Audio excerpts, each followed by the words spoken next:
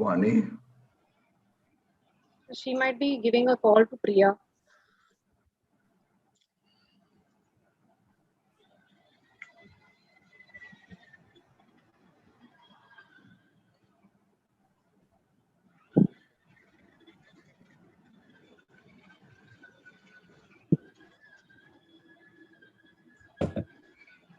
A very good evening to one and all present here. I, on behalf of Dr. D.Y. Patil University, deemed to be University School of Management, would like to welcome you all on the webinar on soft skills and hard skills. I would now request our Professor, Dr. Sapna Suri, to take it over. Over to you, Sapna. Thank you, Vani ma'am. A very good evening to one and all. Myself, Dr. Sapna Suri, Associate Professor and MBA Course Coordinator at DYPUSM, would like to welcome you all on today's webinar on hard skills and soft skills in association with Indian Merchant Chambers, MSME Chamber of Commerce and Industry of India, New Delhi, WTC World Trade Center, Navi Mumbai, Maharashtra Chamber of Commerce, Industry and Agriculture, MCCIA, Global Exports India, and Global Team. I wish to throw some light on our university. D.Y. Patil deemed to be university is UGC recognized. It is AICT approved and NAAC re-accredited A. We have been ranked as 88 by NRIF. Now introducing to you D.Y. Patil deemed to be University School of Management. It's located at Sector 4 CBD Belapur, Navi Mumbai. We have state-of-art infrastructure. We provide 100% placement assistance. We have a 3-year BBA course, the admission for which is open. We have a 2-year MBA course, the admission for which is open. Due to this pandemic, we are providing provisional admission to the students. So whoever wishes to take admission in our university can get in touch with us. I would now like to introduce to you Dr. Vani Kamath.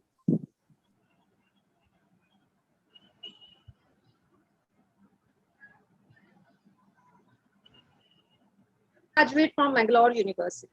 She has completed her PhD in finance. She has more than 35 research papers published in national and international journals of high repute. It includes Scopus Indexed Journal and UGC Care Journals. She has 16 years of teaching experience. She has been awarded with Best Teacher by Higher Education Forum on occasion of Teachers' Day. She was also the Board of Study members of Mumbai University affiliated colleges. I welcome you, Dr. Vani Kamath. I would request Dr. Vani Kamath to kindly give a corporate presentation and address the participants. Thank you so much. Let me share my screen with all of you.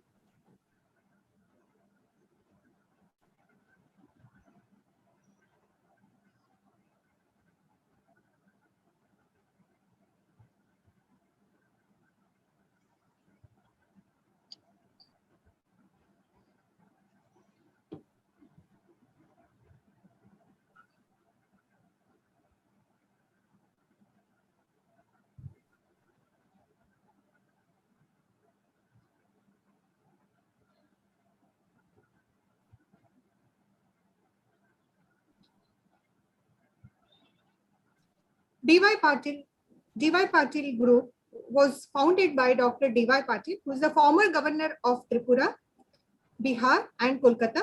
He is also the founder chancellor of D.Y. Patil University. With him, we also have Dr. Vijay D. Patil, the president of D.Y. Patil University and the president of D.Y. Patil Sports Academy. He is also the president of Mumbai Cricket Association. Along with him, we also have Dr. Ajinkya D.Y. Patil, the president of Ajinkya D.Y. Patil University. He is the president of D.Y. Patil Group and pro-chancellor of D.Y. Patil University.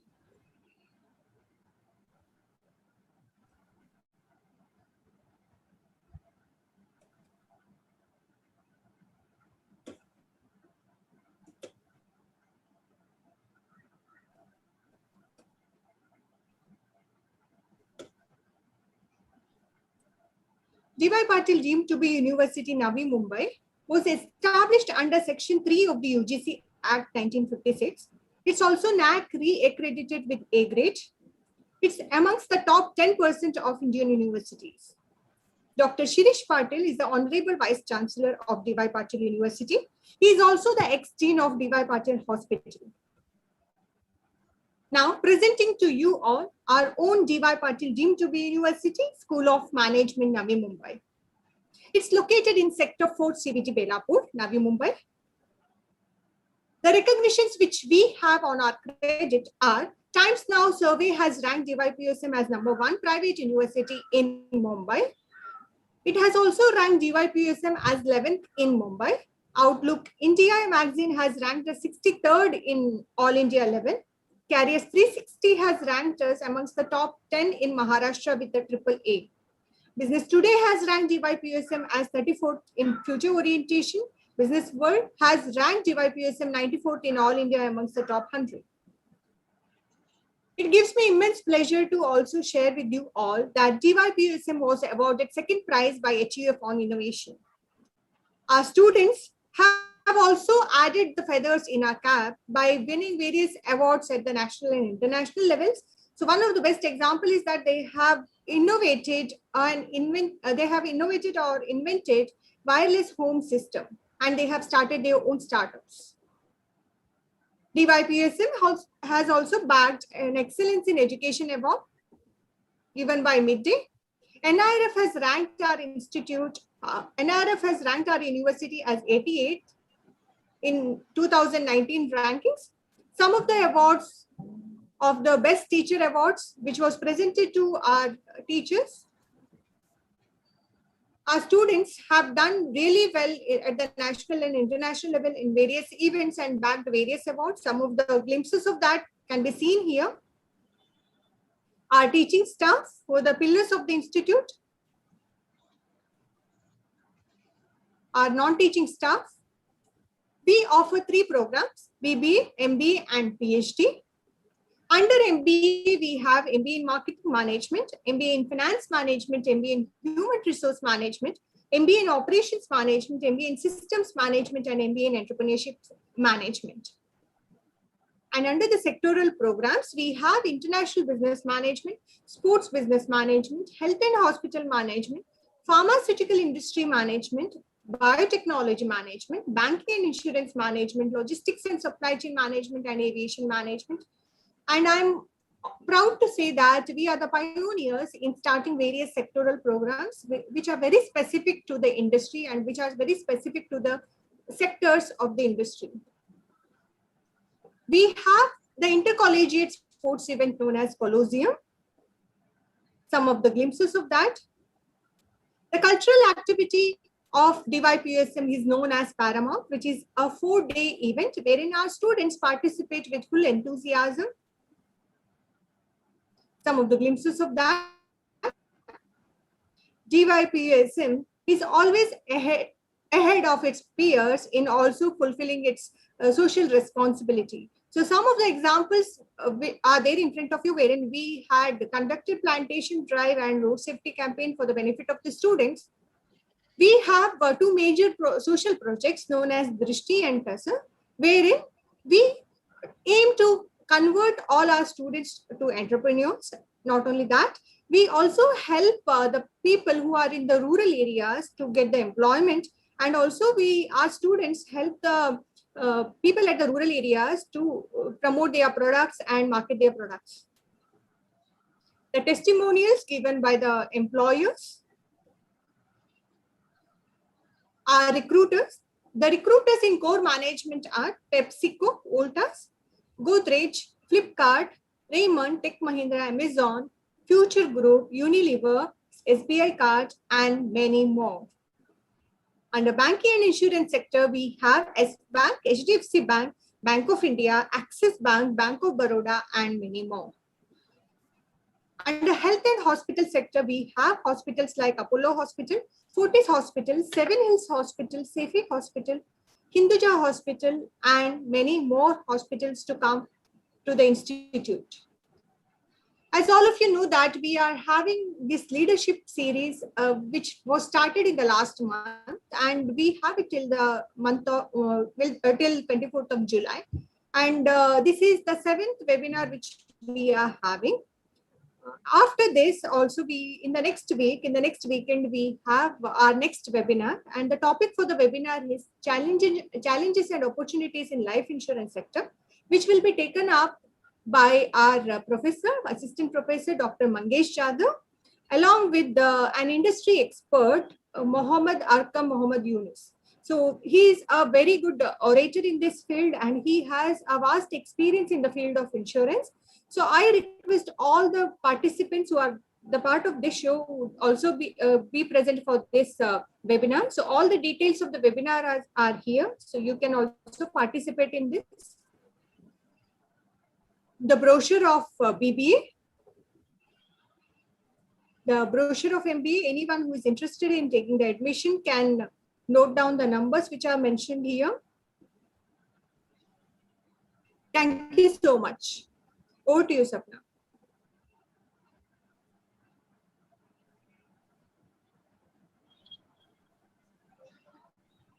Thank you so much, Dr. Vani Kama. Now, I would like to introduce to you Professor Dr. R. Gopal. He is basically an engineer from IIT Kharagpur.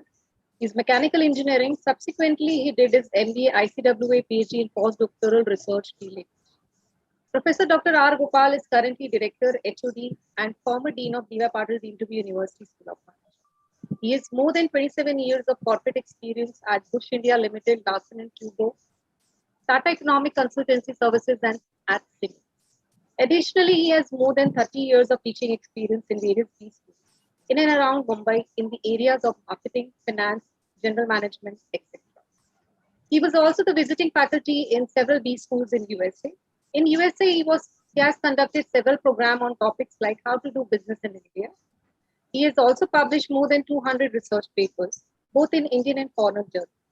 He has been awarded the Best Outstanding Research Paper at the Asia Pacific Marketing Research Conference held in Malaysia.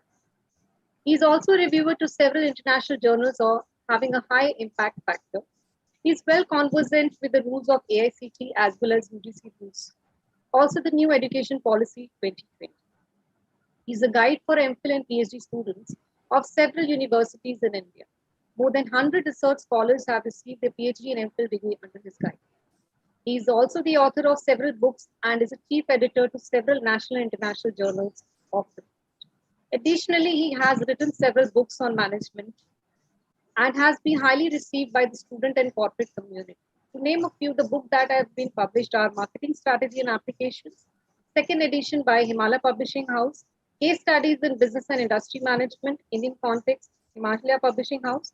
Few books are under process, which is Research Methodology, which is under print, Marketing Finance, which is under print.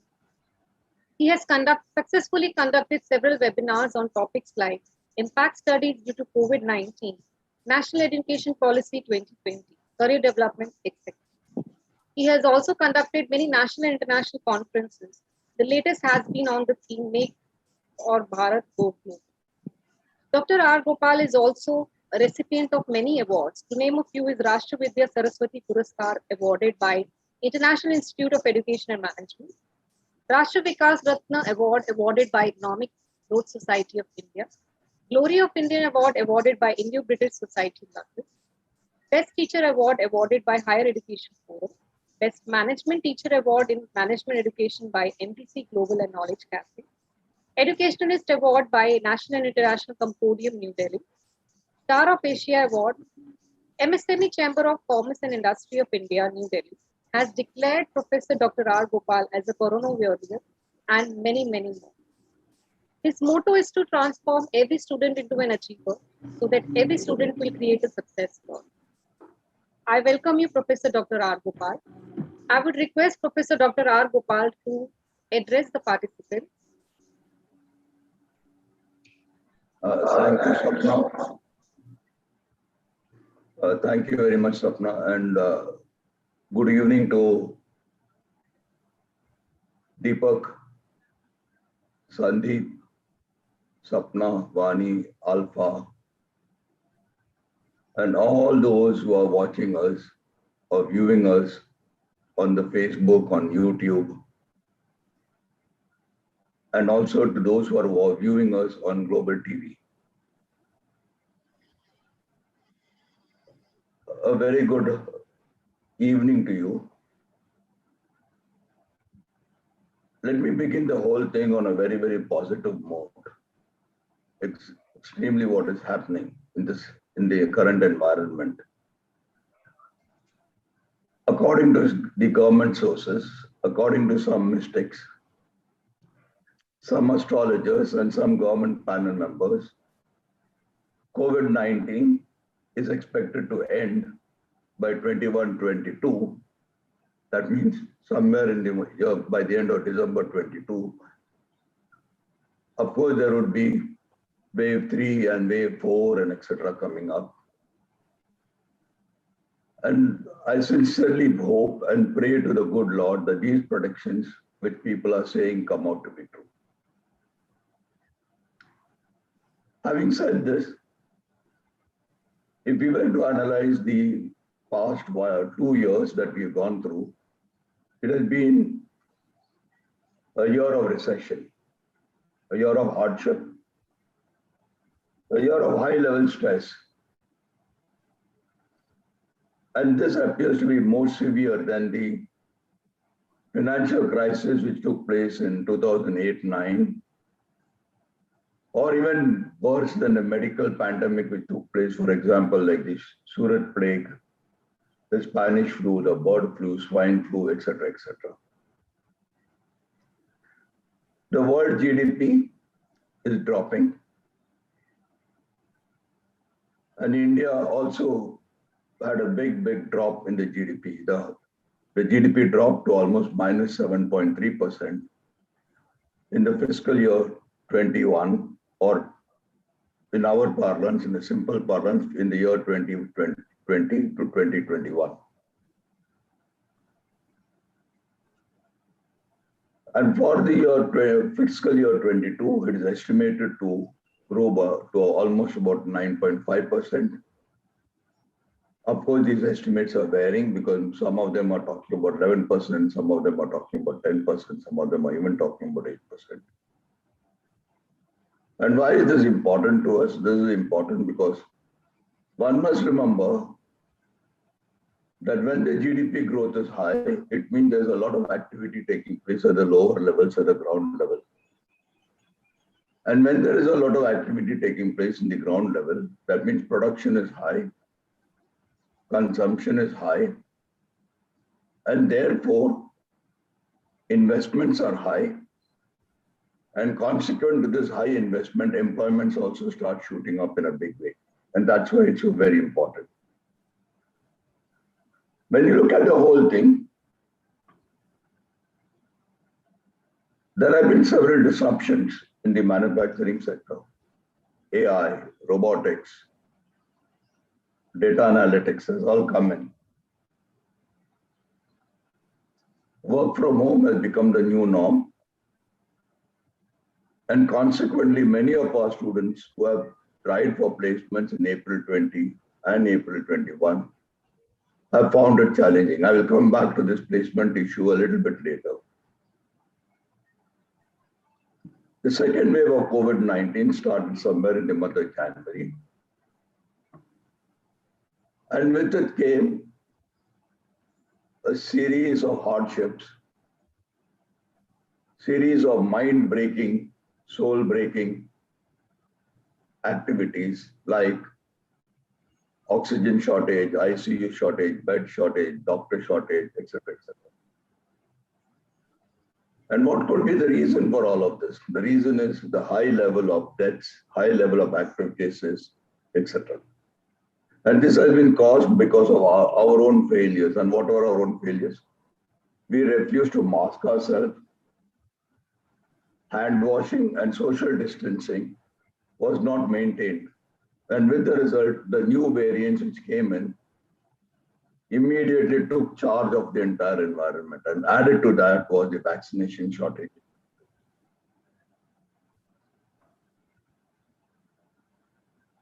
Not only that, prior to COVID-19, India was the world supplier of pharma products and vaccinations or vaccines. But the wave two, the COVID-19 wave two, took all of us by surprise, and consequently, from becoming the global supplier, we have to ask, we have to borrow, we have to plead the world body to give us pharma ingredients or what is called as the APIs, and also supply us vaccines which are very, very critical. By December 2021, around 216 crore vaccines would be available, which would be sufficient to target the targeted group, maybe from 18 to 45, 18 to 45 and 45 and above. And maybe, I mean, I hope it happens, because, we need to target also children below 18 years, because COVID wave 3 is expected to hit the children. But the best part is two new drugs. One is the 2DG or the 2-deoxy-D-glucose drug, as well as a new drug which is a cocktail of two monoclonal antibiotics, namely Indevimab-1 and Casivimab-1, is expected to be a good cure for COVID-19. And these trials and these have already begun. And I'm told in Delhi, this cocktail is being given in a big way. And I think both these could become one of the game changers, which would help us control the COVID-19 pandemic. Come April 2020, we started a series called as the Knowledge Series, a new webinar series called as the Knowledge Series. And the objective of this knowledge series was essentially to disseminate information, which is what we as institutes or higher education are meant to be. And towards this end, about 45 webinars were conducted during the period April, May, June, July, August, September 2020. And last year, the postgraduate classes were also postponed, and I believe they began somewhere in the month of January 21. And many of the students cancelled their entire admissions or postponed the admission. My own personal experience has been, or assessment has been, after talking to a large number of MSMEs and big units, and this was done in May 2020, that the pandemic would get over somewhere in July 21. But looking at wave 2 and all that, I have a feeling that the pandemic would subside, but would not end. And probably by the end of 22, the pandemic would come to an end. And my own assessment tells me that sectors like consumer goods, power sector, infrastructure, roadways, bridges, health, hospital, pharma, supply chain, logistics, and warehousing will show a good growth. And when I say good growth, I mean 4 to 5%. While sectors like consumer durables, automobile sector, etc., will show moderate growth. And sectors like realty, hospitality, the core manufacturing will show a negative growth. Under this circumstances, what should the students do? Should they postpone their admissions once again? And my answer is an emphatic no. Please take your admission as possible and do not waste time, because you need to utilize this time to build yourself, so that when the market opens, you are readily available to jump into this market. Vani, my colleague, had already talked to you all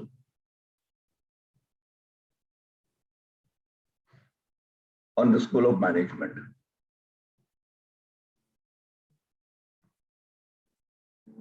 I wanted to add a few points out here. And what is it? First, on the pedagogic front, we have modified our syllabus to include the new age subjects like data analytics, digital marketing, AI, robotics, etc. And this is in line with the new industry regulation 4.0. Two, my own discussion with a large number of students within DY Patil as well as outside told me that many students found the lectures to be a little bit boring and not interesting. And therefore, last couple of years, we have started introducing methodologies, pedagogical tools, so as to make them interesting, make them fun-loving. And I'll tell you how we do it. We've also trained our students to be inquisitive by asking questions into the various problems and how to solve various problems. Another very critical item is DYPUSM has tied up with several organizations like the WTC, like the IMC, like the MSME Chamber of Commerce and Industry, New Delhi, the MSME Chamber of Commerce, Industry and Agriculture, Maharashtra, Global TV, etc. And in addition, we've also signed agreements with some of the colleges in Mumbai. And the objective has always been with the industry organizations, especially to bridge the industry institution gap. And to this extent, we have live projects coming in where the student is expected to go to the industry and work for 2 days in a week. Of course, now it's work from home, but otherwise they have to be physically present. And in the bargain, they get what is called as a pre-placement offer. We offer our services of our faculties to different colleges in the area of faculty exchange programs, research programs, etc. And these MOUs that we have signed helped us to get good placements for our students. And even in the years of pandemic, that is 2020 and 2021, almost 70 to 75% of our students have got placed with a minimum salary of 4.5 lakhs and a maximum salary of about 9 lakhs per annum.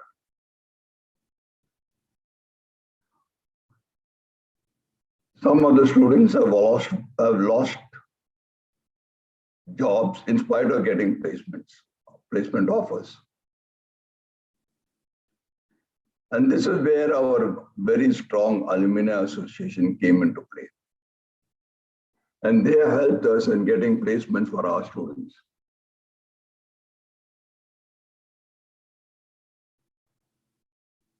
Our objective has been to make students employable.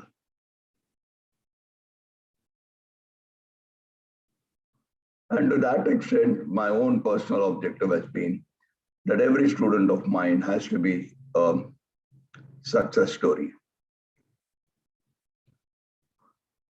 Come April 2021, and we started a new series, the leadership series of webinars. And the first one that we had was the beginner's guide to stock markets, followed by wealth management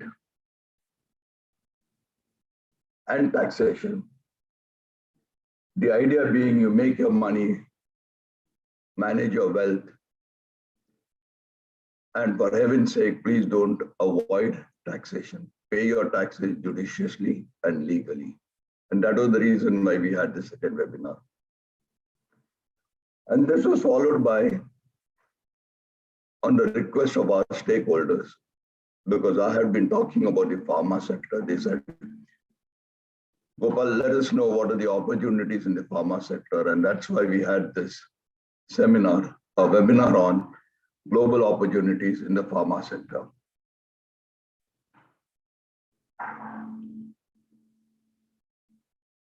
One of the bigger challenges that we have is employment. And as I see today, the unemployment index, which was 8% last year, has jumped up to 11.9% this year. And it is spread equally between rural and urban areas. And consequently, about 24 million people have gone below the poverty line, additional. And our Honorable Prime Minister, Mr. Narendra Modi, has been always talking in terms of skill development. And to that extent, therefore, we had a webinar on content development or content marketing or content writing, because this is something which is going to come up in a very big way, and it is already much more in demand, primarily because of the digital and social media mode of propagating yourself.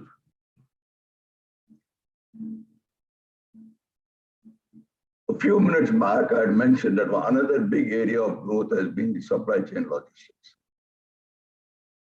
And if you really look, the reason why we had such a big, more than the pandemic, it was an emotional instability which was caused. And this emotional instability was mainly because of the supply chain logistics in the arena of health and health products. Example, oxygen, ICU beds, etc., ventilators, etc. And this was not primarily because of the production side, but it was mainly because of problems in the arena of supply chain. And therefore, we had a webinar on supply chain and logistics, because this is a high growth area and highly employee-oriented niche industrial sector, where you could get a large amount of employment.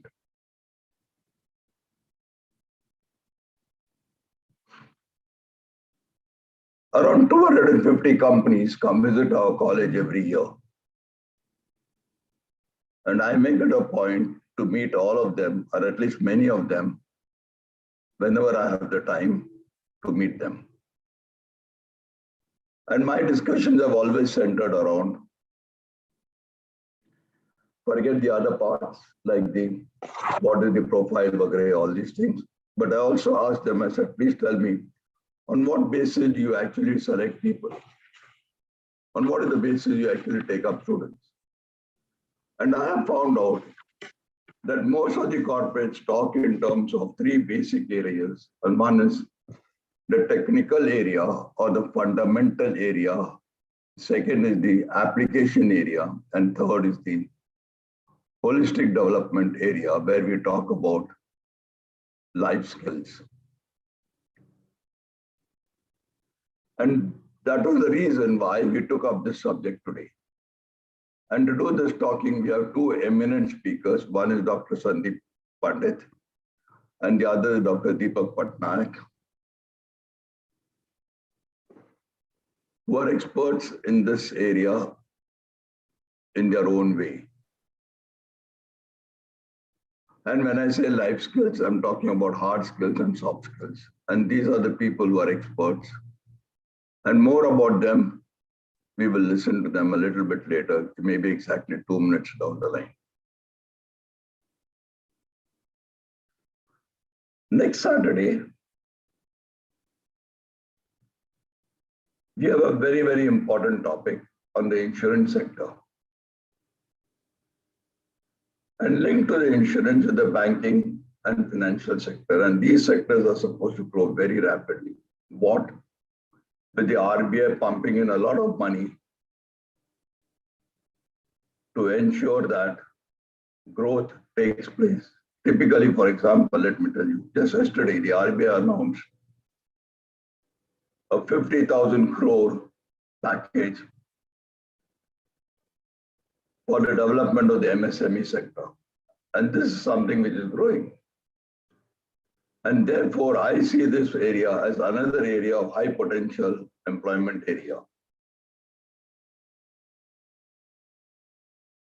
I look forward to seeing all of you all again next Saturday on this very important topic.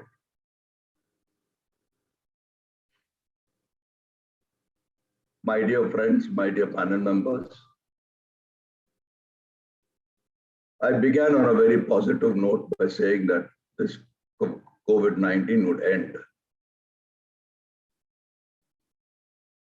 But I want to end it by saying, if you want the COVID-19 pandemic to end, we need to follow certain basic rules, whether it's wave 2, wave 3, wave 4, wave 5, I don't care about it. But till the end of the pandemic, we need to follow certain basic rules. And what are the basic rules? First thing is the COVID appropriate behavior, which is masking, hand washing, and social distancing. We need to follow this to the core. Social distancing was not followed during the wave 2, and you could see the impact of that. And the second important thing is please vaccinate yourself. My discussion with a lot of people told me they're hesitating. Kya karna hai vaccination karke? Kya farak kya padta hai? Guys, if you don't want to protect yourself, it's okay, but let's protect others. You take vaccination not only for yourself, but you take vaccination so that you don't spread the disease to others. And that's very important. Black fungus, white fungus, God alone knows what all fungus, what all variants are coming in. And there's only one method to protect us all and protect the society and protect our family members. Very important, our parents, our wives, brothers, sisters, etc., children. And that is vaccinate. And please, therefore, vaccinate, vaccinate, and vaccinate yourself. It's crucial. It's absolutely crucial. Yeah. And with these few words, I would like to end my talk. Thank you very much, everybody, and God bless all of you all. Thank you. Thank you. Sapna. Thank you so much, Professor Dr. R. Gopal, for your kind words. Now, I would like to introduce to you Dr. Alfa Lokhande. Dr. Alfa Lokhande is a business management professional. She is currently an assistant professor with DYPUSM. She is a PhD in management, and she has also done a diploma in training and development from Indian Society for Training and Development, Mumbai chapter. She has more than 11 years of teaching experience in HR and general management and soft skills. She has trained many employees from organizations like ONGC, Pillsbury, cross-cultural communication, interview skills, and stress management. She has published more than 20 research papers in national and international journals with the highest 7.4 impact factor. I welcome you, Dr. Alfa. I would request Dr. Alfa to kindly address the participants. Thank you, Sapna ma'am, for such kind words. Thank you for the introduction. Okay, since I'm audible and visible, let me start with today's session. So you must be having this particular question in mind, like we're sitting here for a life skills session. What is this all going to be? What are we going to cover up in today's session? So before we go to all that, okay, the first thing which I want to ask all of y'all sitting here, watching me live everywhere, okay, what do you want to become, especially in the business world, okay? Who do you want to become in this business world? So if I would ask you this in a class, okay, I would get a lot of answers. Some would say, I want to become Sundar Pichai. I want to become the next Ratan Tata. I want to become Bill Gates, Steve Jobs, Mukesh Ambani, Azim Premji. I would like to become Jeff Bezos. Okay, and all these names that which come up during the session are pretty interesting to understand. Okay, why do these people sitting in front of me, why has the audience elected these names? What is so special about them? Okay, and this most special thing about these people is? And the answer people says, ma'am, I would admire them for the fame that they have. Some would say, ma'am, it's more about the money. Look at the money that they have. Okay, it's because of the money that I want to become like them. Some say it's about the passion. Okay, they're so passionate, so dedicated towards their work that I want to become exactly like them. Some would like to have a network which is filled up with people like them. Some would like to build an empire for themselves. For some it is more about how honest these people are. For some, it is that even though they have scaled up to such heights, though they have so much of wealth, though they have so much of resources at their fingertips, but yet we find them so down to earth, so with the people. So what is it all about? What is their composition all about? What are they made up of?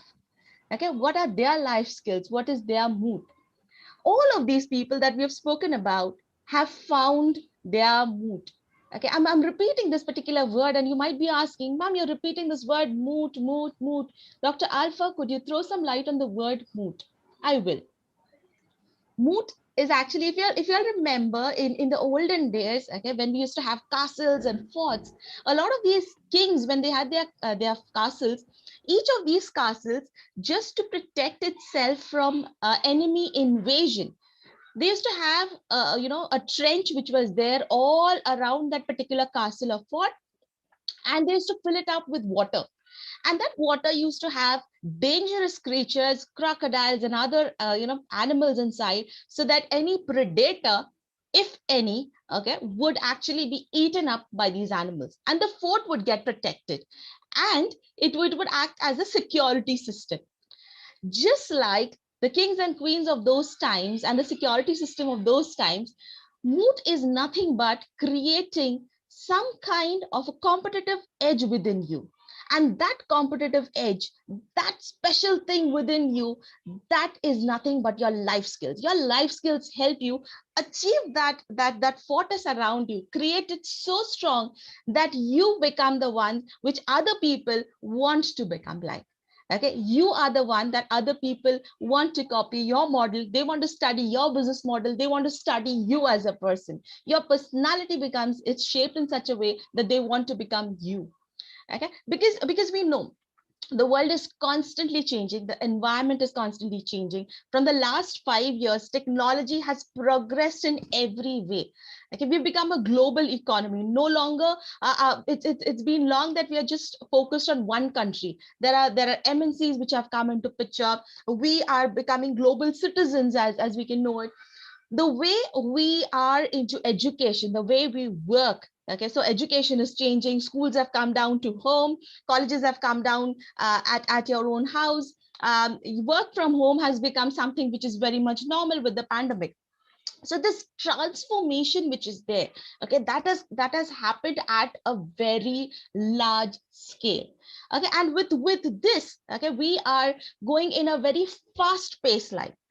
Our ability at this moment to focus on stress, our ability to focus on aspects like there are frustrations also which happen, there is stress which happens, and we are trying to deal with a lot more information, lot more than what we can actually process.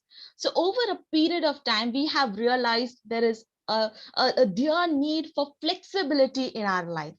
So focusing on life skills, every person, be it a student, be it a professional, we need to develop these life skills. So what are these life skills all about? The hard skills and the soft skills, which Gopal sir just started off with, each of these aspects would be covered up by our guests. Okay, but what we are going to have a look at is how can students, how can professionals benefit out of having a good set of life skills? One, it gives you a new perspective of looking at things. It helps you solve problems. Okay, sometimes if you're working in the same environment, we don't look at something innovative. We all feel, okay, this is the way it is supposed to be. I'm doing this and there's no end to it. Instead of that, let's look at a different situation altogether. Let's think out of the box. Let's come out with something which we have never thought about, probably using the same resources or even lesser. Okay, let's try and do that. Let's have a look at what is the impact of our actions as mature beings. Let's take responsibility. Every every plastic that we use, every good that we are using, every resource that we are using, instead of putting the blame on someone, rather than playing the blame game as they call it, let's take responsibility. That's a person whom we could call as a mature person who's taking in that. Also, other than that, confidence when communicating to people. Who would like to listen to a person who is saying things very softly, whose shoulders are drooping, whose eyes are not even looking at you? You would like to listen to a leader who's a very good orator. Okay, and this is one skill which will help you connect on various levels. Other than that, analyzing your options which you have, making decisions out of the options that you could have, choose the best resource, choosing the best option that is possible, understand, and also understand which choice would lead to what. Okay, also developing a greater sense of understanding about yourself, self-awareness, appreciation towards other people, gratitude towards what you have. And with all this, okay, if you have all this in your booty, if you have all this within you, I am sure nothing with a pinch of hard work, with a pinch of smart work, with some networking skills, you are going to be absolutely prepped up for your world, especially to face the world, the corporate world. Okay, so with all this, with all this in mind, I would like to ask Dr. Sapna, you could please continue with today's session. Thank you, Dr. Sapna. Thank you so much, Dr. Alpha, for your valuable thoughts. I would now like to introduce to you Dr. Deepak Patnaik. Mr. Deepak Patnaik. Mr. Deepak Patnaik has over 3 decades of experience in HR, industrial relations, and general management functions. Having worked with brands of repute that's L&T, LG Electronics, Videocon Industries, Rashmi Steel in past, currently he is a general manager, HR, IR, and administration of Bagla Group. He's a very passionate about technology and known for his strategic interventions in the field of HR, management, and industrial relations. Hailing from Puri, Odisha, Mr. Patnaik commenced his professional journey with L&T in 1991 as an HR professional. He has completed a master's degree in business administration in marketing and HR from IMT Ghaziabad. He is a Six Sigma Green Belt holder. Mr. Patnaik has been a recipient of several awards such as Most Influential HR Leader in India and has keen interest in knowledge sharing and guiding the young management graduates. He is associated as a guest faculty with many prestigious management institutes. I welcome you, Mr. Deepak Patnaik, our speaker for the day. I would request Mr. Deepak Patnaik to kindly address the participants.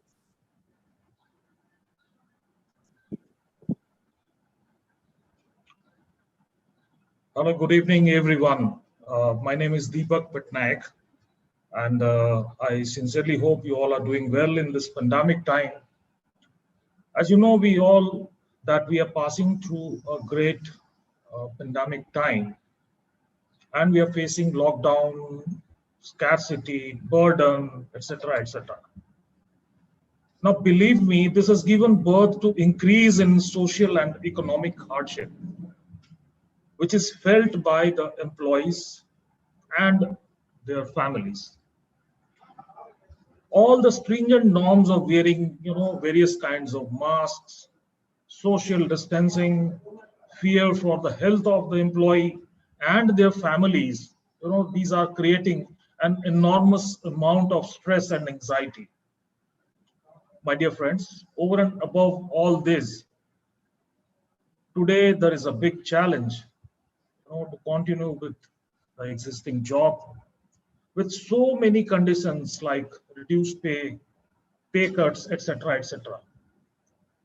My dear friends, the market is still in a semi-shutdown condition, and it seems the task to be Herculean. But for sure, we need a job or an engagement. So, what to do? Before taking any more time, I now switch on to the topic life skills for the management of students and corporates, which has been given to me to speak on. To me, life skills are not something new.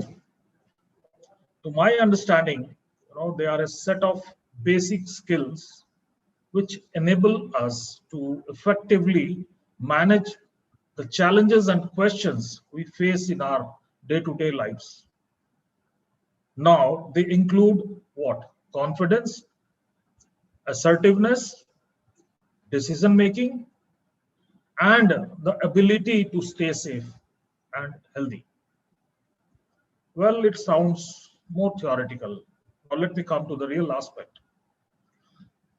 Students, assuming completed the degree, we become curious and create an ambition to bag a very good offer with a very good brand, a good package.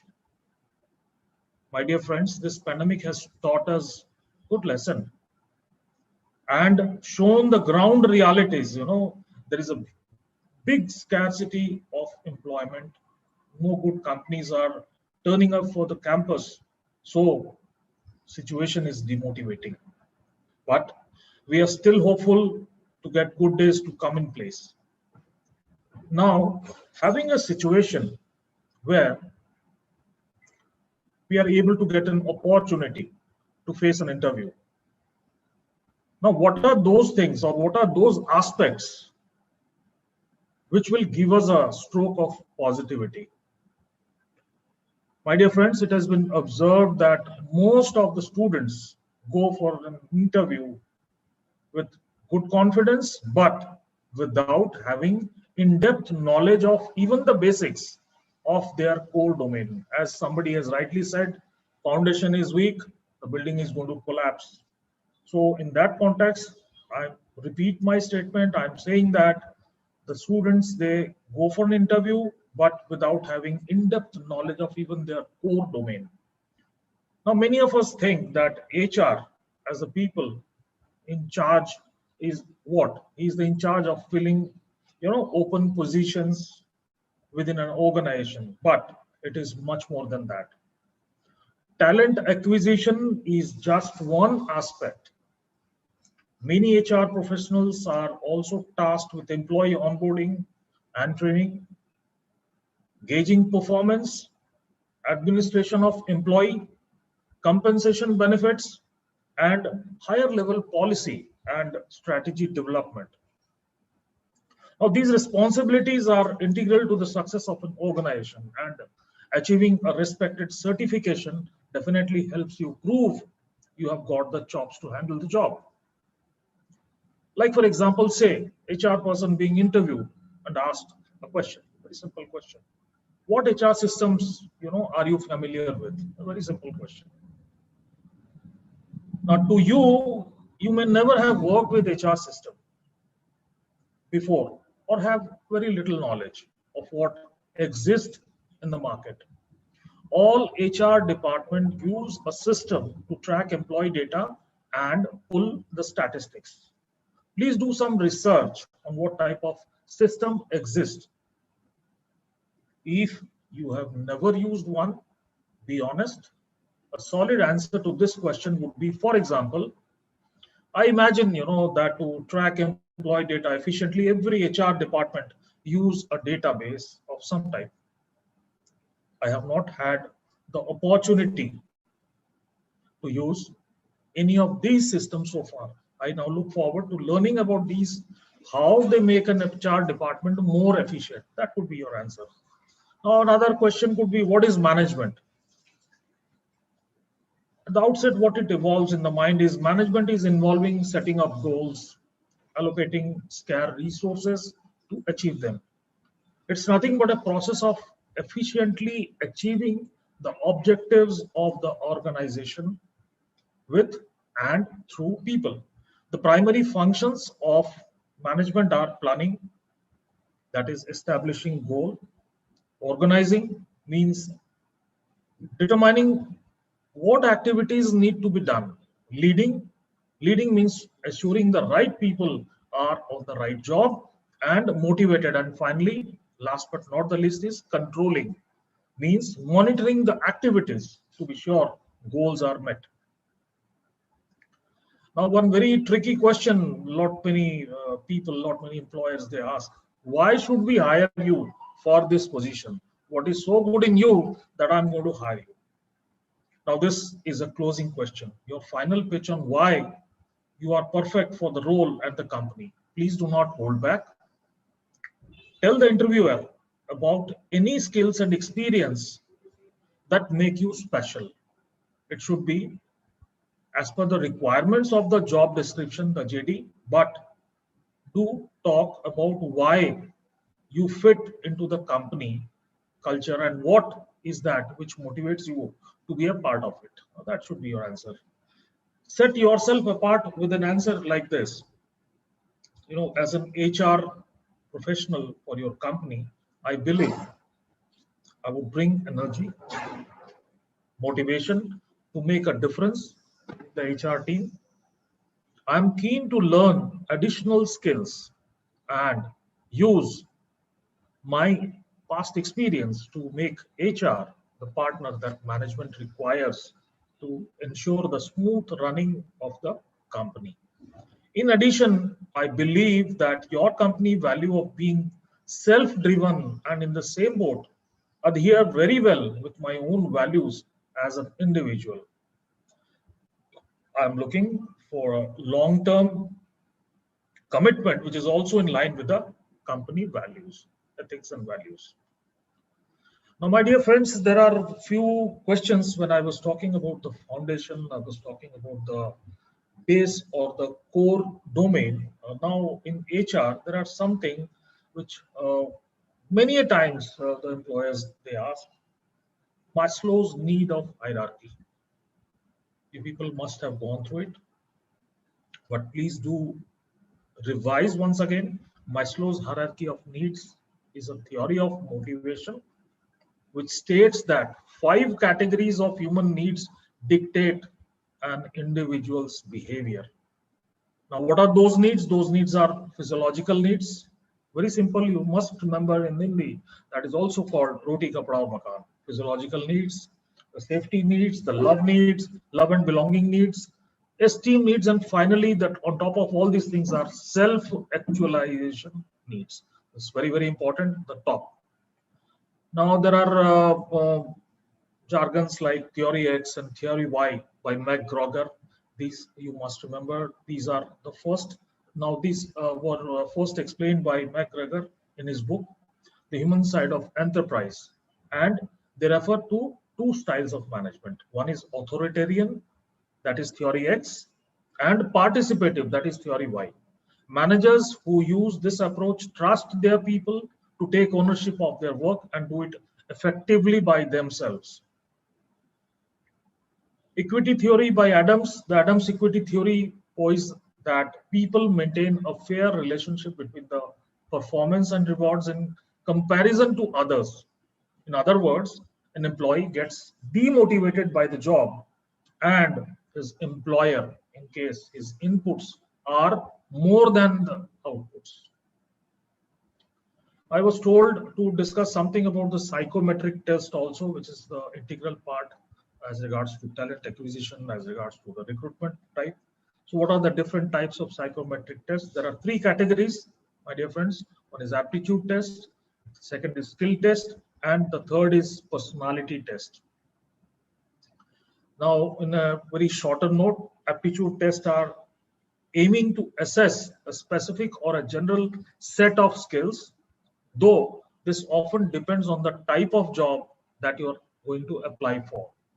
The second is skill test, which represents a way for employers to evaluate how quickly you can learn a new skill to competently carry out the job you are applying for. And finally, it is personality assessment, which enable the employers to evaluate your suitability based on your behavior and the way in which you approach your work. You must have some sort of knowledge, a refresher sort of thing on what is JD, that is job description. Job description or JD can be understood in such a way that it is a written narrative which describes the general task or other related duties and responsibilities of a certain position. The analysis considers the areas of knowledge, skill, and abilities which are required to perform the job. CNB, very commonly known term, compensation benefit. You may be asked what is compensation and benefits, which is nothing but referring to the compensation or the salary and other monetary and non-monetary benefits passed on by an organization to its employee. Compensation and benefits is an important aspect of human resource management as it helps to keep the workforce motivated. Some people, they also ask about career development in an organization. There are different types of development program to enrich different skills of human resource. These include organization development, employee development, management development, and career development. Now, there is another thing, a concept called 360-degree feedback, which is nothing but multi-source feedback or a multi-source assessment, which is a process through which feedback from an employee, subordinate, colleague, supervisor, as well as a self-evaluation by the employee themselves is gathered. So you must be aware about employee training, the TNI, that is training need identification, the Kirkpatrick model. These are globally recognized method of evaluating the results, of the training and learning program. It assesses both formal and informal training methods, and it rates them against 4 levels of criteria. Number 1 is reaction, number 2 is learning, number 3 is behavior, and 4th is results. Now you should know about HR analytics. HR analytics is defined as the interpretation of data patterns that aid decision making and performance improvement. HR analytics is defined as the process of measuring the impact of HR metrics such as time to hire and retention rate. It could be the business performance. Finally, before I could conclude, I would strongly recommend you to equip yourself with something extra, means some kind of certifications which will add color to your candidature. Benefits of HR certification. There is a company called Middle Earth HR, which is doing online HR certifications. You can go for certified HR generalist. You can go for certified payroll specialist. You can go for certified global recruitment analyst. You can go for certified L&D manager. You can go for certified HR analytics and metrics professional, and certified compensation and benefits manager. With this, I end up. Thank you. Namaskar. Thank you so much, Mr. Deepak Patnaik, for giving us so much enlightening talk on the skills that are required. I would now like to introduce to you our second speaker for the day, Mr. Sandeep Pandey. He's a life alchemist and founder of Soul in Harmony, a self-awareness based personal transformation and self-mastery organization located in Bangalore. He has completed his MBA. He has worked for 16 years in companies like GE, CRISIL, and IBM in their leadership roles or as a sales and marketing professional. He quitted his corporate career to set up a Soul in Harmony to support people and organizations serious about personal growth and transformation. He's an MBA in International Marketing from Symbiosis Institute of International Business. He has also done an MS in psychotherapy and counseling. Mr. Sandeep is a globally certified mindfulness coach for corporates and educational institutions, a globally certified emotional intelligence coach, and an executive leadership coach by John Melton. He is also fortunate to have teachers, mentors, and coaches from across the world who had a blend of contemporary and conventional wisdom. Mr. Sandeep was voted as the most innovative life coach of the year in 2018 for his unique method. He has featured on UK Health Radio, Ukraine TV reality show, and US podcast on self-discovery and personal transformation topics. Mr. Sandeep writes for well-being magazines such as Thrive Global, Soul Veda, Life Positive, and Medium. He's a powerful Reiki grandmaster, NLP master practitioner and a renowned clinical hypnotherapist. Soul in Harmony has touched more than 10,500 lives, conducted 50 plus workshops, taught mindfulness to 1,000 plus individuals, and impacted 10 countries through their services to date. Soul in Harmony helps individuals, especially mind and top management professionals, entrepreneurs, students, academicians, and personal growth enthusiastic achieve self-awareness based personal transformation and self-mastery. Soul in Harmony also uses methods which blend mindfulness, neuroscience, subconscious mind power, and psychotherapy. It believes in inspiration rather than motivation. It helps individuals to become their own best versions, which they were meant to become. It is achieved by a methodological, unique, and proven approach crafted by Mr. Sandeep based on his 3 decades of self-mastery quest that he started unknowingly during his childhood. Soul in Harmony, self-mastery and personal transformation offering is for institutions, corporates, and public through digital courses, webinars, masterclasses, retreats, webinars, keynotes, and most importantly, deep one-to-one ratio live coaching sessions. Soul in Harmony's brand promises are self-awareness, empowerment, and transformation. I welcome you, Mr. Sandeep. I would request Mr. Sandeep Pandey to kindly address the participants. Thank you, Dr. Sapna. Good evening to everyone, and thanks to DY Patil University School of Management to have given me this opportunity to address the youth, the future leaders of our country. And before I jump into the session and start sharing with you a few nuggets of wisdom, I would like to continue from where Dr. Alfa actually, she initiated a talk about who do you want to become. Now, I would like to take it little, behind that, and I'd like to ask you, who do you want to become? Will be the question once you know who you are. Because a research by a nurse who used to attend to the dying people in Australia, people who used to, have natural death, the nurse asked all of them when they were in their 70s, 80s, 90s, and she asked them, what are your top regrets while you are on your deathbed? And can you believe the number one was, I wish I had the courage to live a life on my own terms. I wish I had the courage to live a life true to myself and not what others expected out of me. Which brings us to the point of self-awareness of who we are. Only when we know who we really are will we be able to understand what we can become. Isn't it? All of us have got conditioned. We have created our belief systems, we have created our self-image.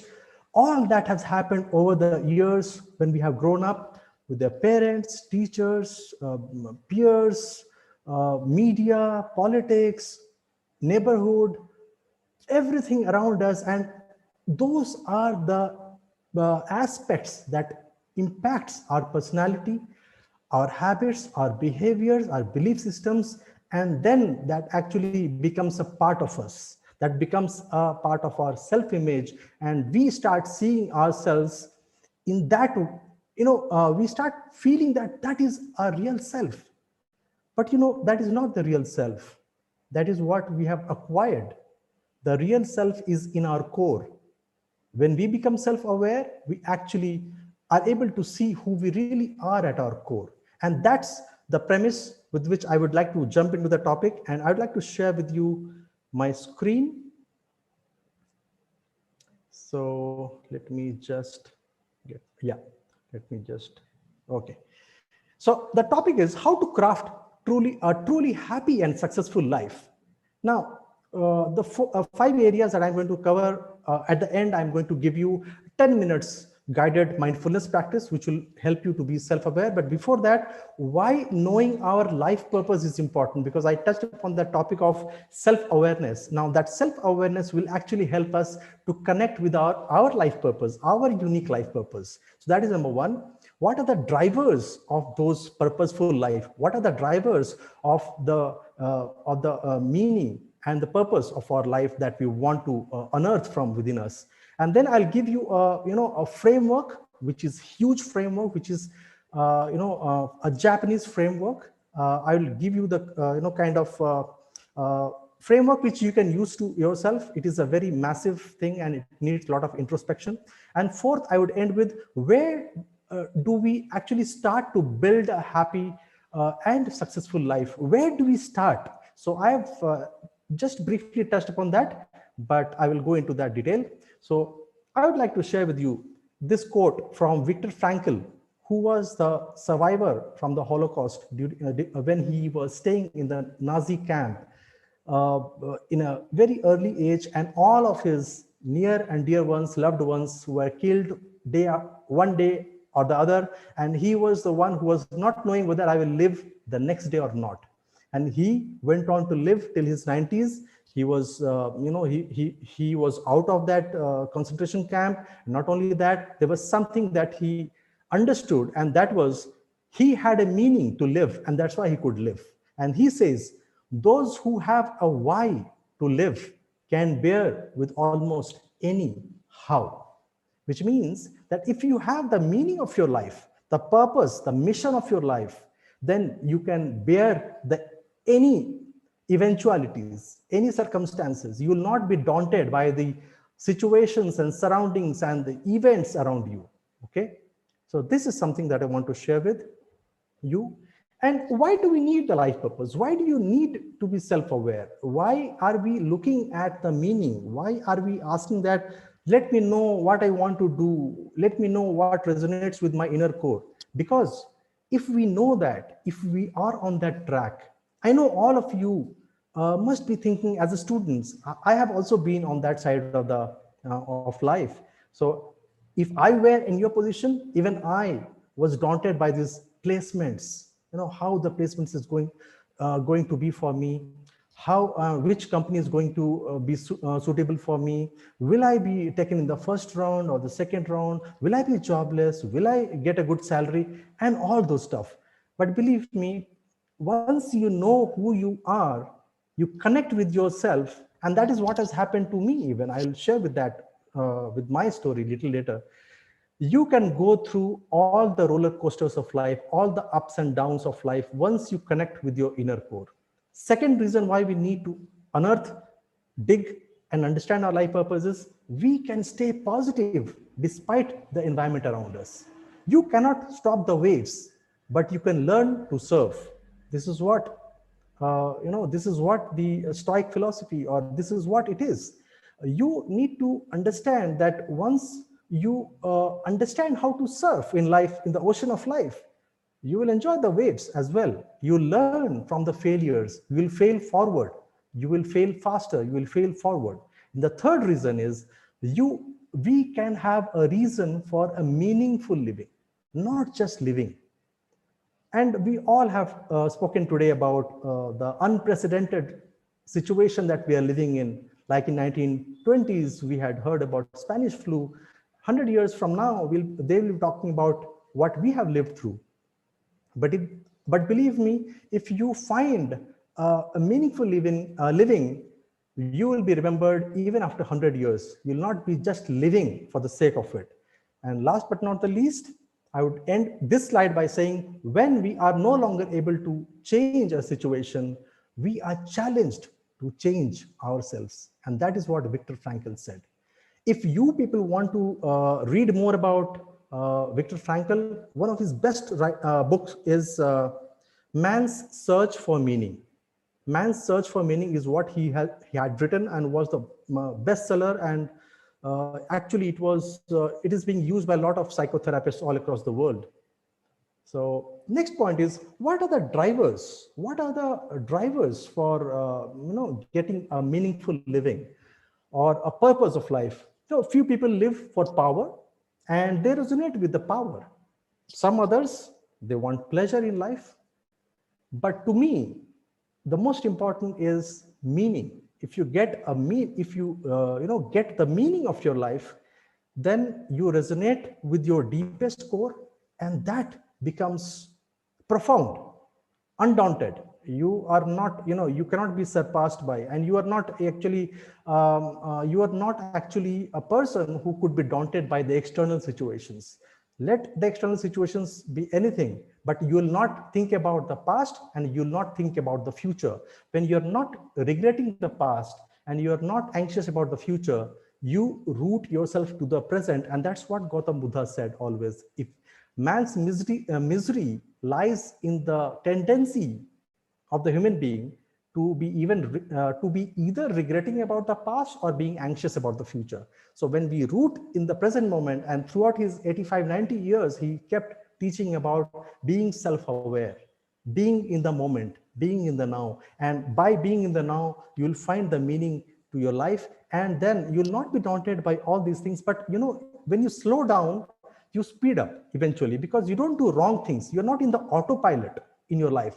You are very clear and you are fearless, and you take decisions which are intrinsic to you. When you take decisions which are intrinsic to you, which are core to you, you do not have to do a lot of rework. You do not have to change industries. You do not have to change jobs. You do not have to change your environment every now and then. If this doesn't suit, let me go to that country. If this job doesn't suit, let me go to that job. If this boss doesn't suit, let me go to that job. Once you know who you are, what you are resonating with, it will become very easy life for you, so to say. Next, what I wanted to share was, where do we start? Okay, where do we start? We all 7.3 billion human beings on this planet. There's one thing common with all of us, and that is we all look for success and happiness, right? Isn't it? If we all look for success and happiness, how do we get that? How do we get that? We get that by taking the right actions time to time. And how do the right actions take place? It takes place by looking at the right choices available to us time to time. If you are an autopilot, then believe me, you'll not be able to see the right choices. You'll see the conditioned choices. Only these careers are available to you. Only these placements are available to you. Only these countries are available to you. Or you have to be here in this situation. You can't leave this. So choices are limited if you are not actually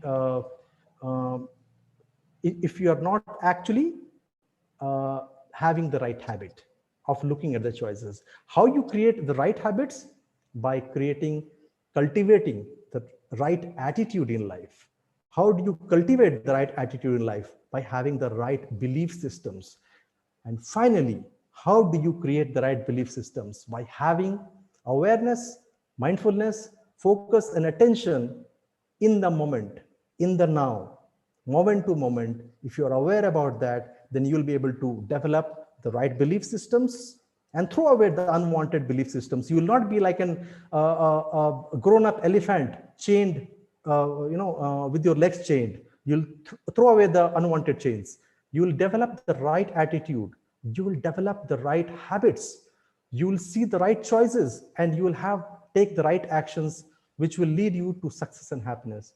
So, ladies and gentlemen, I would like to share with you that mind is very important, and in that mindfulness is very important.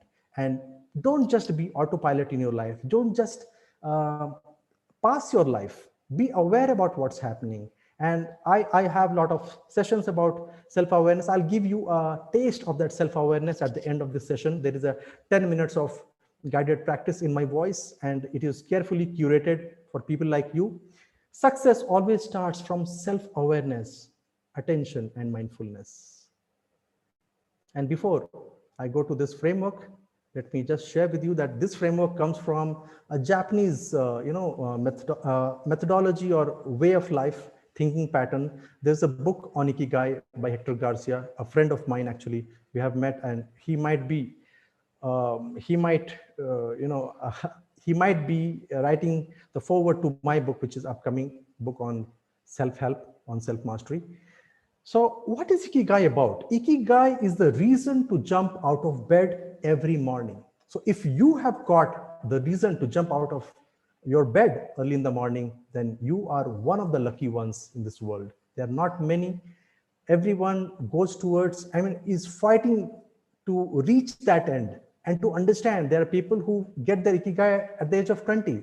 There are others who do not get it. As I said in the beginning, the research says that people have this regret that I wish I could have lived a life true to myself. So that is what Ikigai is. What is your reason to jump out of bed each morning? Ask yourself this. Take your time and ask yourself this. And this is a framework. You can take a kind of, closer look at this screen.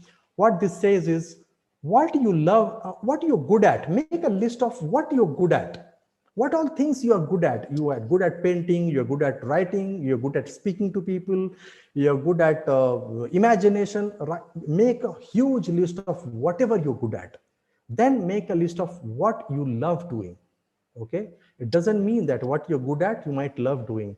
I might be good at analyzing numbers, but I am a creative person. I am a person who lives little deeper in life, and that's why I had I was good in my corporate world and I was head marketing when I quit, but then I wanted to make an impact in people's life because I had certain issues during my childhood and which I overcome over the period of 5-10 years as I was growing up, and that stayed with me. I connected with my inner core and I felt that this is how I want to first find myself, and then I would like to help people find who they are. And that is why when I found what I'm good at, I actually intersected with what I love doing. I love connecting with people, love transforming lives of people. And then when you know what you're good at, what you love doing, the third thing that you have to make a list of what the world needs. World might need compassionate people, world might need leaders, world might need inventors, world might need entrepreneurs who are true to their heart, who have a service mentality, who also they are not just businessmen, they are industrialists. Okay, and then finally the last circle is what you can be paid for.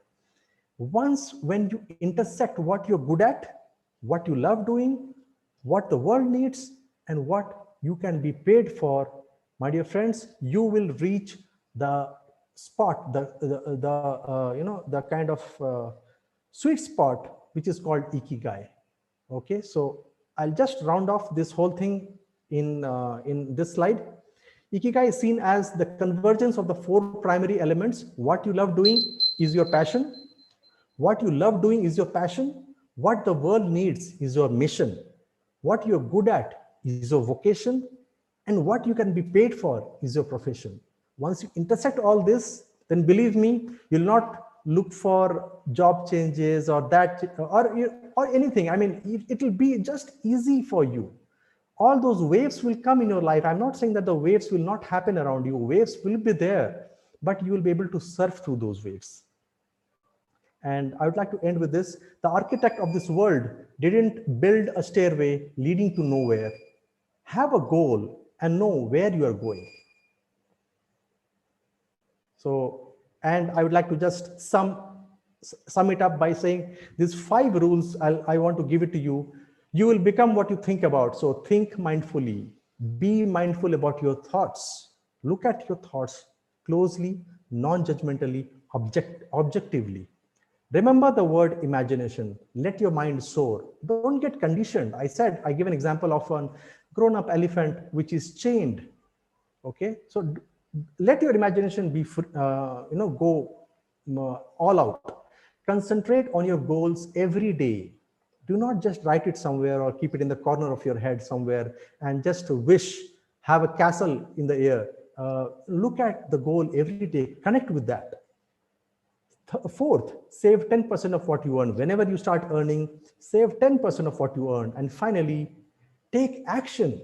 Just writing your goals and wishing things is not something that will work. Even the art of the law of attraction doesn't work if you do not have action, if you do not take action. Otherwise, the beggars on the streets will be the richest people because they keep wishing for money. They keep wishing for abundance and richness. But there is an action required and there is a belief system that is required, which I spoke about earlier. So ideas are worthless unless we act on them. So that is why, that is what I wanted to end my session with, talking session. And if you are all there with me till the end, I know it is 7:26, just 4 minutes. If I have the permission, can I run this 10 minutes guided meditation? It's going to change, alter us in the in the kind of state that we are in right now. We can go into an altered state. So without much ado, I'll just put the track on. One way to practice mindfulness.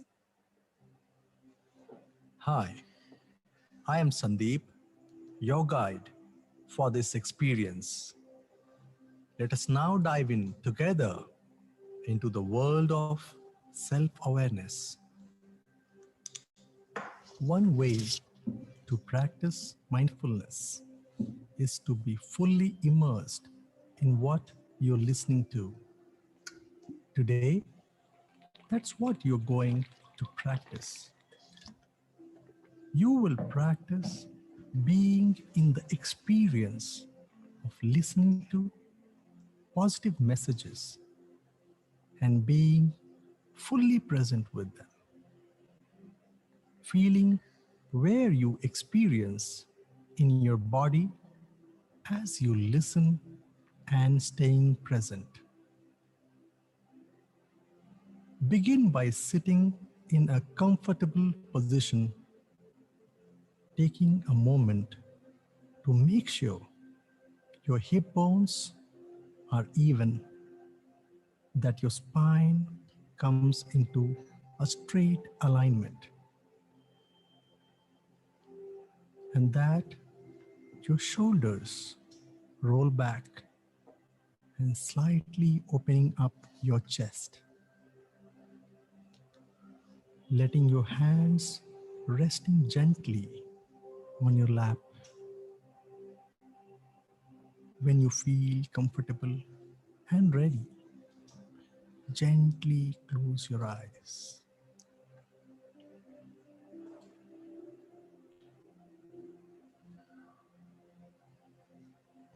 And just bring your awareness gently to your breath, flowing in and out of your nose. Let yourself center into this moment by being fully present with your breath, my voice, and the sound of the music. Immerse yourself in this experience as much as you can. Staying present with the words you're listening to, the music you're listening to, and how it is making you feel.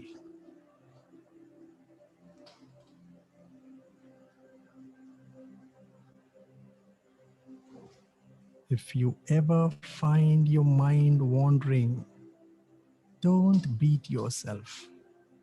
Just return to what you are listening to, fully taking in every message, fully taking in how to be mindful and in this moment. Just let your breath in this meditation be soft and gentle without trying to control it or change it. It's perfect, whatever it is, just like you are. There is nothing to do or change in this moment.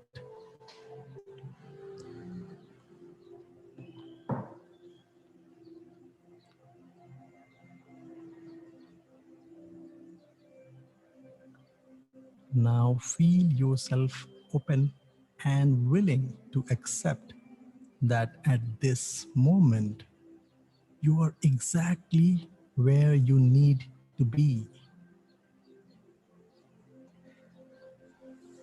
This is a beautiful practice for you to be experiencing. You are doing powerful work, training your mind and your body to stay present in this moment. The work you are doing in this moment will lend itself to every aspect of your life.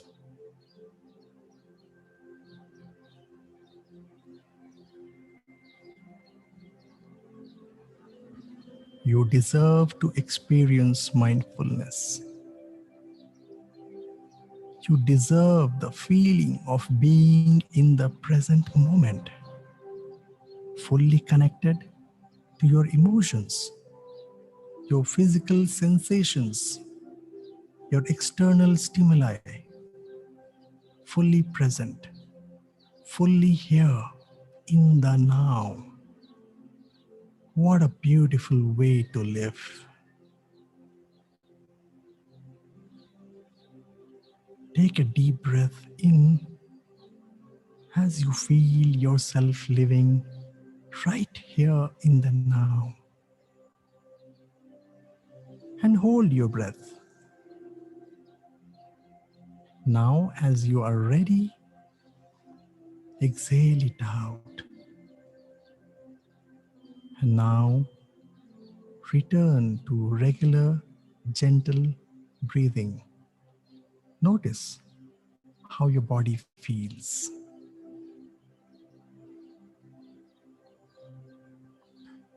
Letting yourself slow down and be present. It's one of the greatest gifts you can give yourself.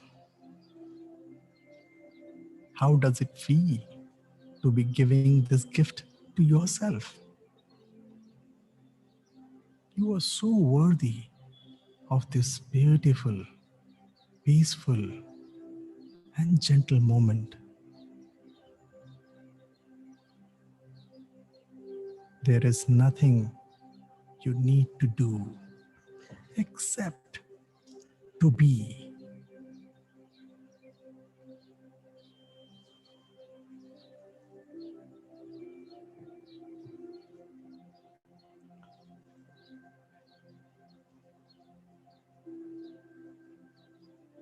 Be present. Be present with your consciousness.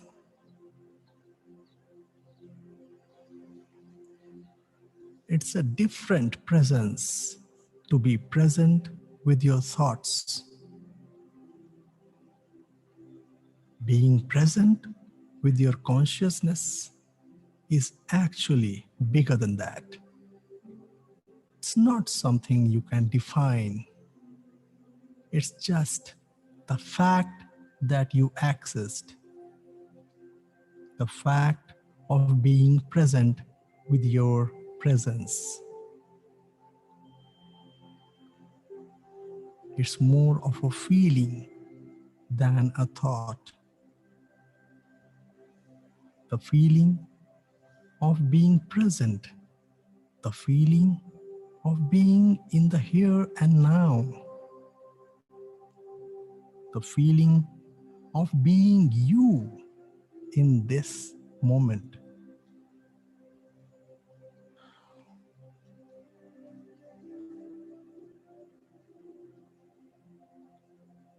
Knowing what it feels like to be present with your presence allows you to experience that feeling even outside of meditation. What a beautiful gift to give yourself.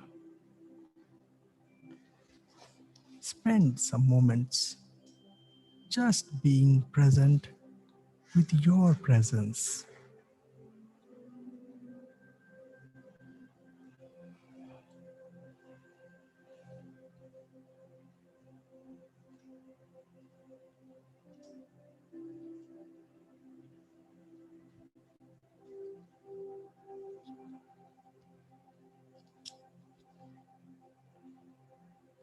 And now begin to take that feeling of experiencing presence to experience your oneness in connection to this moment.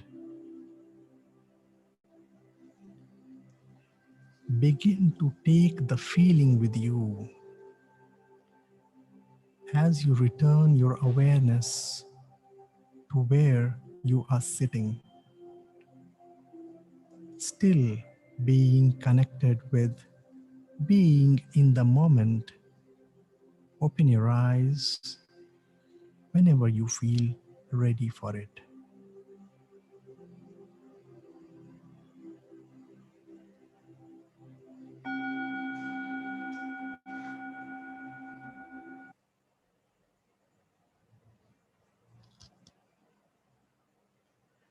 Thank you so much for giving me this opportunity. And I would like to end, if you people want to contact me, I am there available. These are my coordinates, our social handles.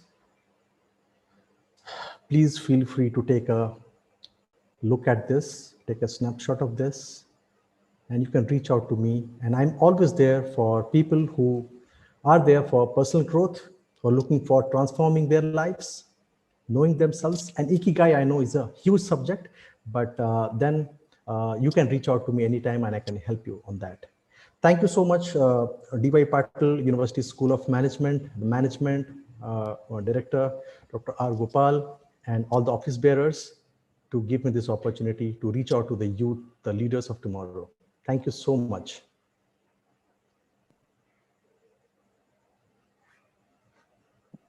Thank you so much, Mr. Deepak, Mr. Sandeep Pandey, for your valuable inputs. Now I would request Dr. Alfa to kindly take up the question answer session. Thank you, ma'am. Thank you, Sapna, ma'am. Thank you. Thank you to both my guests today. Thank you so much for explaining in such easy, lucid words about hard skills and soft skills. There are certain questions. These questions actually were asked by the students. Okay, we had a survey which was done, and we have got these questions via emails and WhatsApp messages. So a few questions. I'd like to ask this question to Mr. Deepak.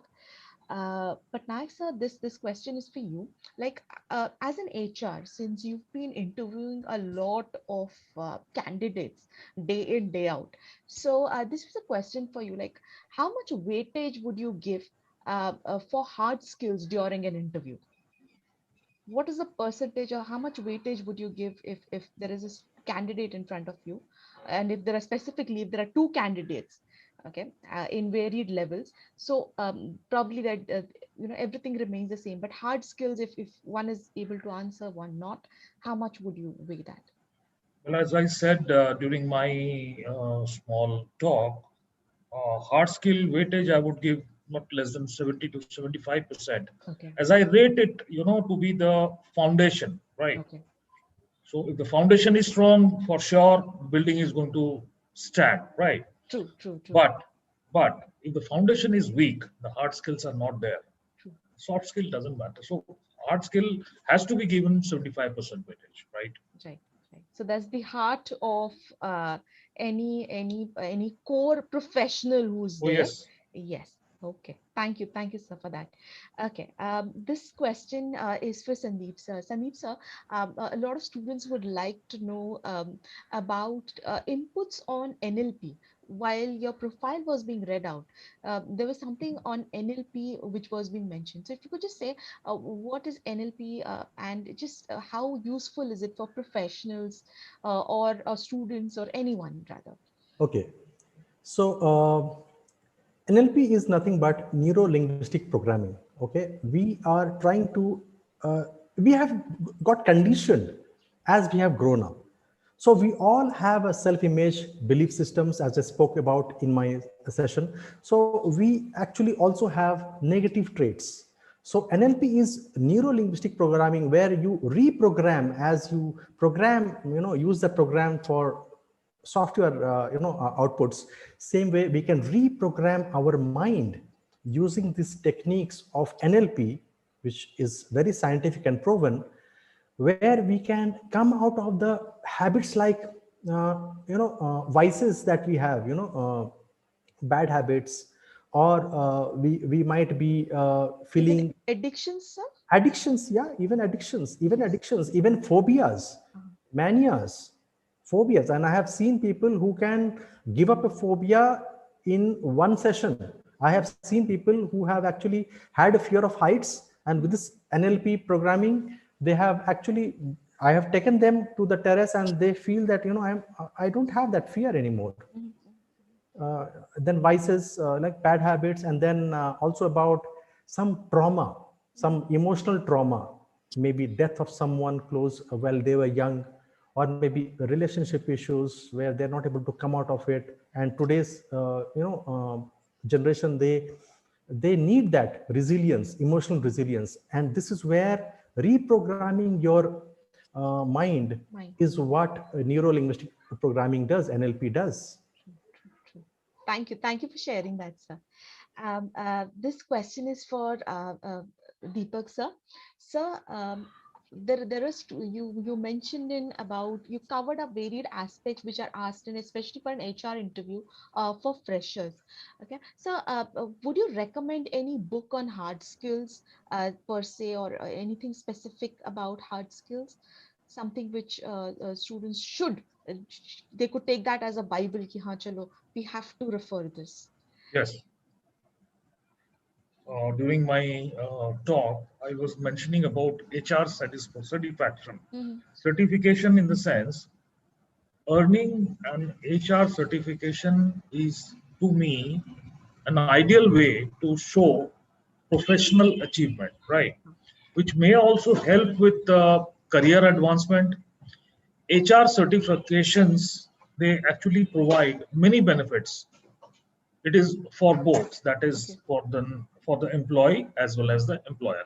Now, when I talk of HR certifications, as I said, merely pass out MBA HR simply is a pass out. There is another chap who is MBA HR with something extra in the sense, suppose he has done certification program in HR generalist, or say payroll specialist. So he gets more weightage. Correct. Suppose he has done global recruitment. There is a demand today. Yes. Global recruitment analyst. Suppose he has done L&D. TTT he has done. What is TTT? Train the trainer. It's a 3 months course. There is a big, good company called Hero Mind, which is based out at Gurgaon. Those are certification courses. And go for it. So what I want to say, that something extra is definitely going to add value and color to the candidature of the student. And that is required in today's world. It is a must, which will differentiate you, which will help you stand out from other people. It will help you gain a competitive time has come. You have to be a crow among swans. You cannot be crow and crow, so you will become a crow. So you have to somehow differentiate yourself. You have to become a crow among swans. Vice versa. True. I get that, sir. And sir, this is for Sandeep, sir. So could you give us 3 tips, very simple tips for students to live in the moment now, not in the past, not in the future, but now? Any 3 tips for students? Okay. Focus on your breath. Focus on your breath whenever you feel stress, anxiety, and depression. And that is the level of hierarchy of the stress. It starts with stress. 86% of the world population is at stress today. 89, in fact, Indians are 89. So stress, anxiety, and depression. So number 1 is, as soon as you feel that stress, be it in a public speech environment or an examination environment or a placement interview or the first day of the job, just focus on the breath. And when they say focus on the breath, focus on the belly rising and falling. Okay. So your attention has to be on breath, but you have to feel about the belly rising and falling. That is number 1. Second is, always know that nothing is end of the world. When Sachin Tendulkar retired from cricket, people thought that, what will happen to the Indian cricket? And with all due respect to him, I would say that the next day, I still remember, I was thinking, what will happen next day? Next day, Times of India came out on the first page that this is the schedule of Sachin Tendulkar on this day after his retirement. But after that, we had new people coming in. So world keeps changing, world goes on. So if one opportunity is missed, believe me, failures are the pillars of success. I am more curious and enthusiastic about the failure stories of people. Right. Because success never teaches you. It just gives you a momentary high.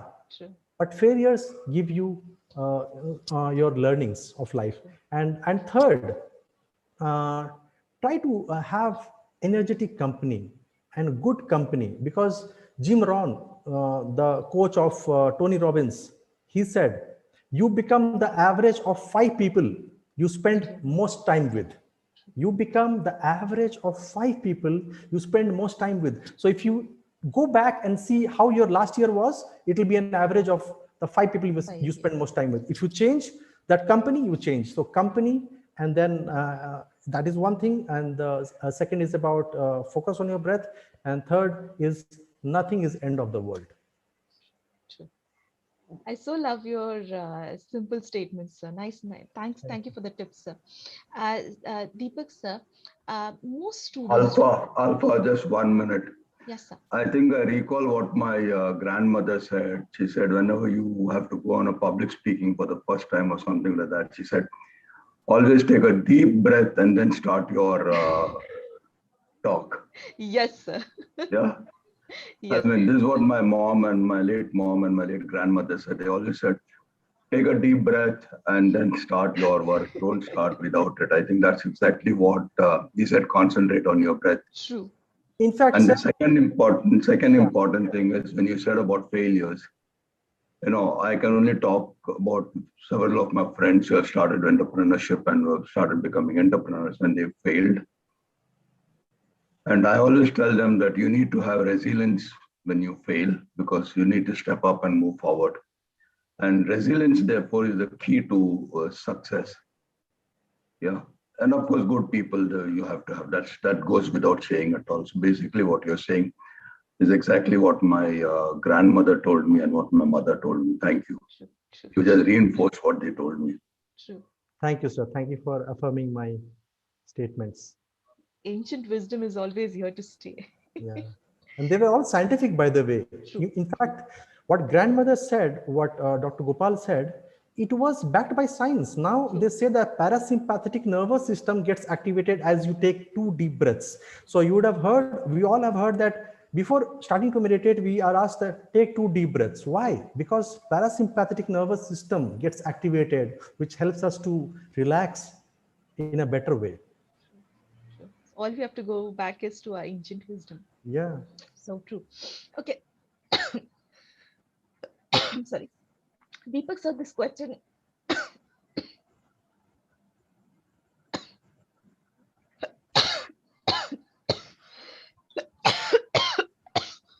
Alpha, take a glass of water. Take a glass of water and then talk.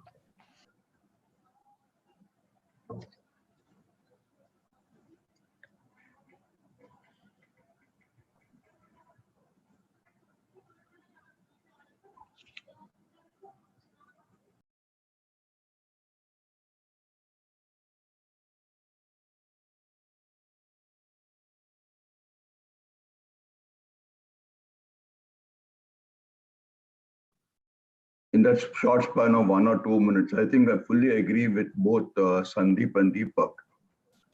Because when my interview with, or when I was talking to a large number of corporates who come to our college for placement interviews and all of them, and they said 3 very important things that they look at. And one is basically the basic technical knowledge or the fundamental knowledge. Exactly. For example, if I'm talking about marketing, what do you mean by marketing? What is the difference between marketing and sales, etc.? And for which they gave a weightage of something like about 20-25%. And then they talked about the application knowledge. And what is meant by application knowledge is for example, you see various advertisements coming in, and then they ask, why do you bring in Amitabh Bachchan for that Navratna oil ad? Or why do you bring in what sort of a segment is the silk ad of Cadbury's talking about. And finally, they said another 40% is what is basically the holistic development. That means how yourself. How is yourself? How is the development of that? What are the communication skills that you have, the negotiation skills that you have? And one of the very important things that they've asked is always, can you tell me something about your, give examples for leadership qualities or where you found a very big difficulty in a given situation and how did you overcome that? Which means you need to have that fire in the belly to say that, yes, I will come out of that situation and I will now go forward. And the resilience to say that, okay, even if I fail, it doesn't matter, I will move forward. And that sort of a thing which comes in when you have full knowledge about yourself and when you're able to take it forward. Yeah, I think that's good. Alpha, you come in? Or is Vani taking over? Sir, I'm taking it over, sir. So there is one last question to both the speakers. The question goes like this: industrial law and compensation, how can we develop this? So this question goes to Deepak Patnaik, sir. I think you are in a better position to answer this question, sir. I'll repeat the question. How does industrial law and compensation can be developed as a course? See, industrial law and compensation can definitely be developed, but I don't think this is the time for the students who are just the pass outs of BBA or MBA. See, these are hardcore IR things. If I talk of the industrial law, IDA, that is Industrial Dispute Act, Factories Act, these are something, once you are on board, then you have to study, right? As regards to compensation benefits, I have already sounded that what is compensation benefit and how it is going to impact an employee, how it is going to impact the employer. That definitely one should know prior to coming for an interview. Yes, sir. Thank you so much, sir. My next question goes to Sandeep, sir, and again, this will be the last question, Sandeep, sir. Okay. So there are two candidates who have come up for the interview, and they are attending the interview. One person is very good in talking; his communication skills are excellent, whereas the other person may not be that good in talking. But when it comes to other skills which that person has, like integrity, subject knowledge, sincerity, and etc., so that person is excellent in that. So if you are a recruiter, whom do you choose for the job? Very good question. Very good question. This is where even I was confused, during my days. Yeah. See, attitude is something that is intrinsic, inherent. Attitude is something that we carry with ourselves. Okay. But knowledge, skills and knowledge can be enhanced. So if I see the attitude of the person and all the other skills in terms of the person that he is, if that is in place, then I would go after that person who has all these things in place and knowledge and skills can be given to him. So what do you say? Yeah. Dr. Vani, I would like to intervene. Yeah, sir. Deepak, sir, I was coming to you only. I would like to add something here. Yes, sir. At one end, I do not completely agree or disagree with you.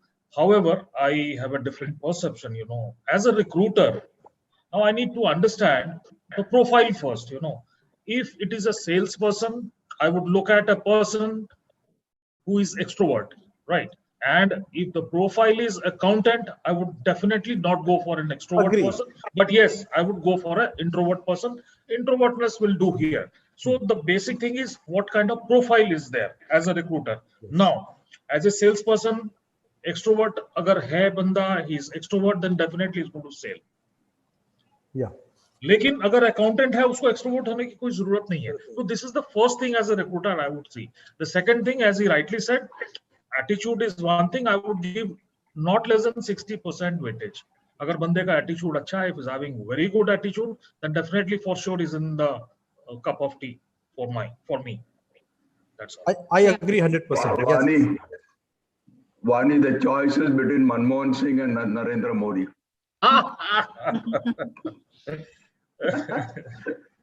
So one you have who is very good, who was the father of the reforms of Indian economy, but very quiet, did not know how to communicate, did not know anything. Correct. And the other one is a very, very good communicator. Yeah, he's able to move the masses with the way he wants, etc. So now we've got to decide what do we want. And a good leader is one.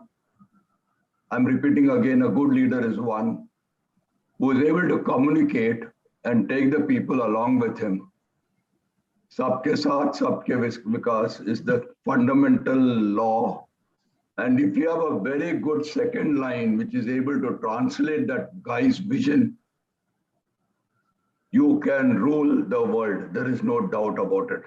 Please correct me if I'm wrong, Deepak and Sandeep. Yes, agree.